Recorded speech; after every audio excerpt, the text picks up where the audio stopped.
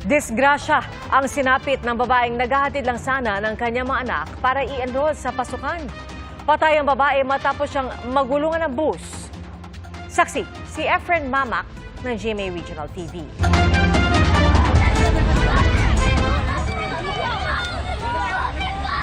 Pinipigilan ng mga residente ang magkapatid na edad 11 at 10 na lapitan ang babaeng pumailalim sa bus na ito sa Pandag, Maguindanao del Sur. Ang magkapatid, anak ng babae na nasagasaan ng bus habang sakay ng motorsiklo. Angkas niya ang kanyang mga anak na ihahatid sana niya sa paaralan sa Buluan para ma-enroll sa darating na pasukan.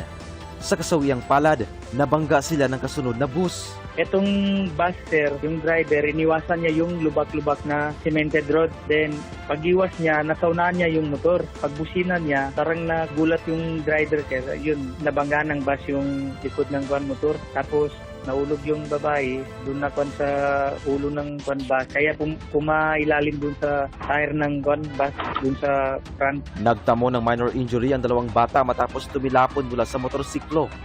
Pero ang kanilang ina, binawian ng buhay. Hawak na ng pulisya ang bus driver na sinusubukan pang makuhanan ng panig ng GMA Regional TV.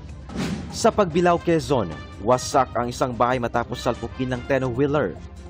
4 sa mga residente ang sugatan. Ayon sa barangay DRRMO, pamaynila ang truck nang sumalpok sa bahay habang mahimbing ang tulog ng mga nakatira roon. Posible raw nakatulog ang driver habang nasa manibela. Ligtas naman ang driver at pahinante.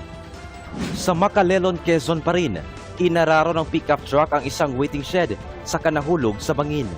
Ayon sa mga pulis, inantok din umano ang driver ng pickup na may sakay na 3 magkakaanak. Isa ang patay at 3 iba pa ang sugatan sa mga taong nakatambay sa waiting shed. Wala pang pahayag ang driver. Para sa GMA Integrated News, ako si Efren Mamak ng GMA Regional TV, ang inyong saksi. Mga kapuso, maging una sa saksi.